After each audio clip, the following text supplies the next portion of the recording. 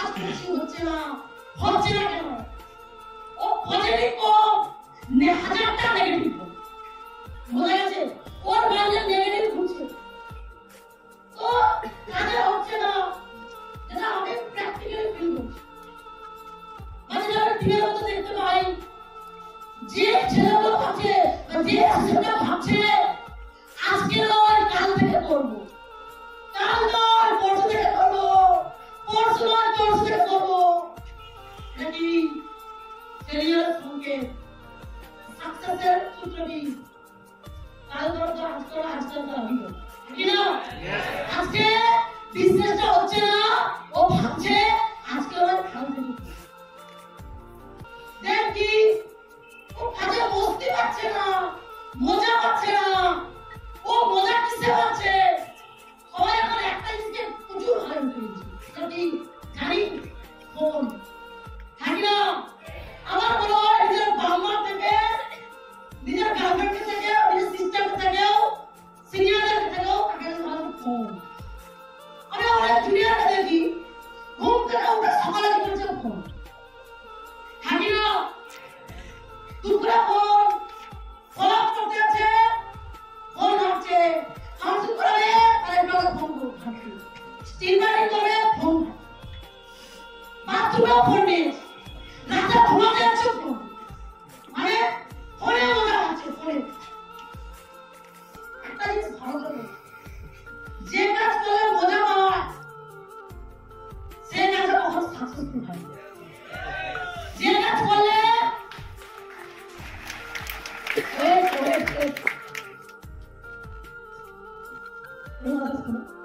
করতেও ভালো লাগে বা মজা লাগে, ওই কাজ করলে জীবনে মানুষ সাকসেসফুল হয় না। আর যেই কাজ করতে মানুষের ভালো লাগে না, ওই কাজ করলে মানুষ সাকসেসফুল হয়। আজকে সিনেমা দেখতে ভালো লাগে আর করতে ভালো লাগে, দেখতে আর সিনেমা দেখে। আচ্ছা, গান শুনতে বেশি ভালো লাগে না গাইতে বেশি ভালো লাগে? শুনতে। আচ্ছা, কেউ গান শুনে কোটিপতি হয়েছে? কোটি টাকার গাড়ি করছে? করছে? তাহলে কাজ করলে কি হয়? সাকসেস হয়। ভালো করে সাবজেক্টটা ভালো করে, বিজনেসটা কাজে হচ্ছে না, যারা 8 থেকে 10 ঘন্টা কাজ করে। আজকে স্মার্ট ভ্যালু ছাড়া বাইরের প্রফেসরে যাও, যে কোনো প্রফেসরে, তার ডান্সার হোক, সিঙ্গার হোক, অ্যাক্টর হোক, সে ডক্টর হোক, সে জব হোক, সে তোমার বাবা হোক, তোমার মা হোক, যে প্রফেসরে আছে, প্রত্যেকটা প্রফেসরে কোয়ালিটি থাকার পরেও, ট্যালেন্ট থাকার পরেও পার ডে 8 থেকে 10 ঘন্টা কাজ করতে হয়। হ্যালো, কথা বলছে না?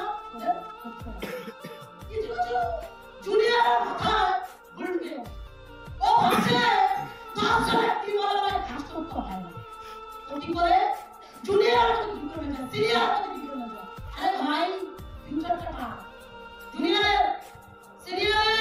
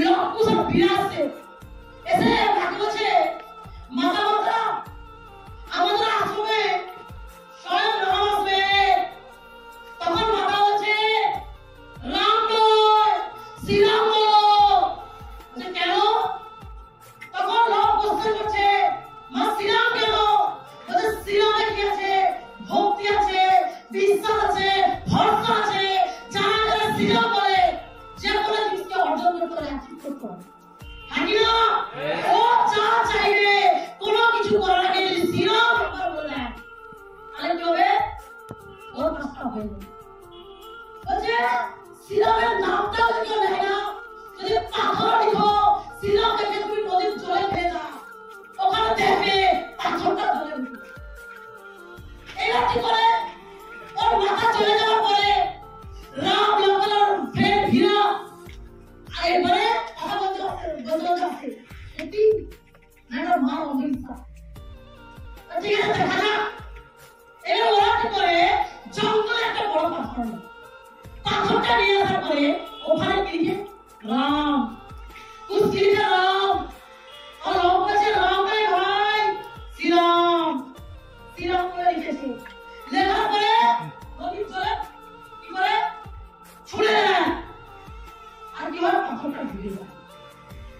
এবার এটা নিয়ে তিনজনের মধ্যে কথা বলছে মার কথা মিথ্যা হয়ে গেল। তখন লোক বলছে মা মানে মা কখনো মিথ্যা কথা বলতে পারে না। তখন বিরাট পুরুষ বলছে মাকে জানানো বড় দরকারই নেই, তাহলে মাকে অন্ধবিশ্বাসটা নষ্ট হয়ে যাবে। তো এটা বলার পরে সন্দেশ সময় কি করে আসলে ফেলে এবার মাথা চিন্তা আছে, চিন্তা আসার পরে কি বলে তোমরা খেতে যাও, খেতে যাচ্ছ না কেন? তখন পুরুষ বলছে খিদে নেই, আর লোক আমদামটা করছে। তখন হচ্ছে মাতা আমি আপনাকে কখনো মিথ্যা কথা বলতে পারবো না। তখন পুরুষ চুপ দাঁড়া চুপ বলছে না আমি মাকে কখনো মিথ্যা কথা বলতে পারবো না। তখন হচ্ছে মা তুমি বলেছিলে না পাথর যদি সিনেমা দেখি জলে ছুড়ে দেই পাথরটা গলে যাবে, আমরা ঠিক করেছিলাম কিন্তু হয়নি। তখন বলছে তোমরা ভক্তির সঙ্গে করছো তো? বলছে মা আমার সিরির নাম লিখেছিল সম্মানের সাথে করেছিল, ভক্তিতে করেছিল তো আমরা করিনি। পরের দিন সেম ওর মা আসে এবং পাথরের মধ্যে সিনেমা দেখে জলে ফেলে দেয়, পাথরটা ঢুকে থাকি চলকে বিলিভ থাকি না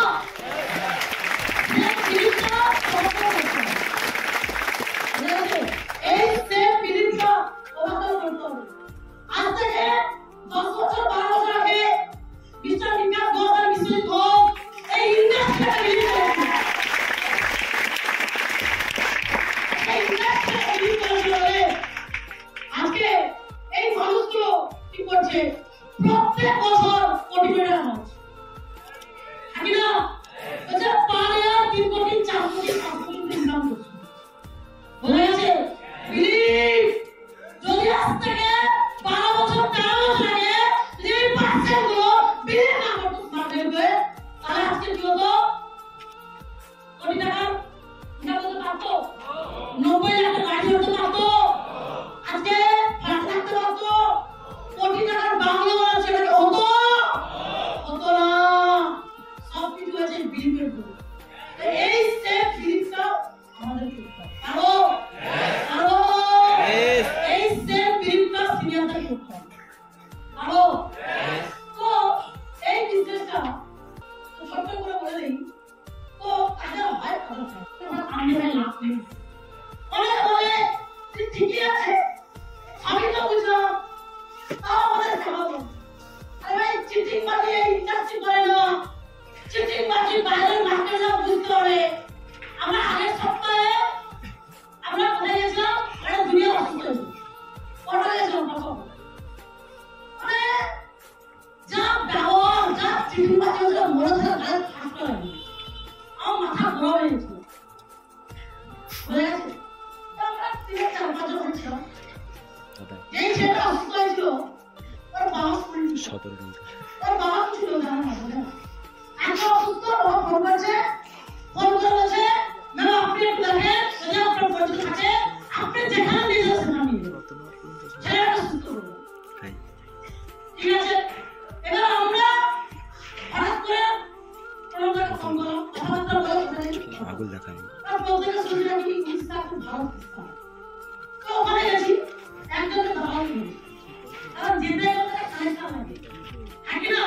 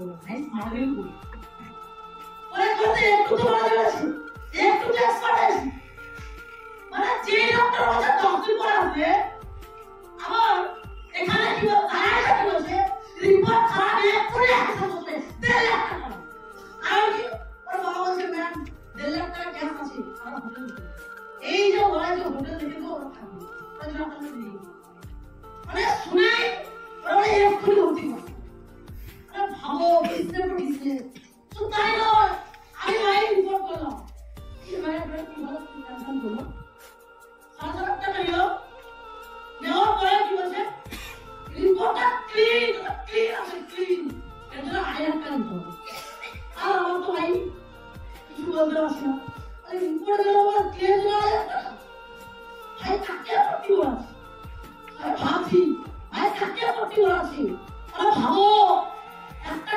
ডাক্তার কিভাবে বিজনেস করছে কি করছে না এরা ওই মানুষগুলোকে চিন্তাই করছে এটা বলবে বুঝে গেছে মানে ওই মানুষগুলোকে চিন্তাই করছে এটা বলবে কি ভাই যারা চিন্তাই করছে মানুষগুলো চিন্তাই করছে কারণ কি উনি ডাক্তার একটু ভালো করে বলো আজকে যাও তুমি ইঞ্জিনিয়ার কলেজে যাও 4,000 ইঞ্জিনিয়ার কলেজ আছে একটা কলেজে 500 টাকা করে 19 স্টুডেন্ট পড়াশোনা করে 70% চাকরি পায় না চাকরি করে কত 30% মানে কত হিসাব করো 20 লাখের 30% 3 গুণের সাথে 6 লাখ 6 লাখ চাকরি পাচ্ছে 8,000 টাকা তো ওখানে চিঠি পাওয়া যাচ্ছে না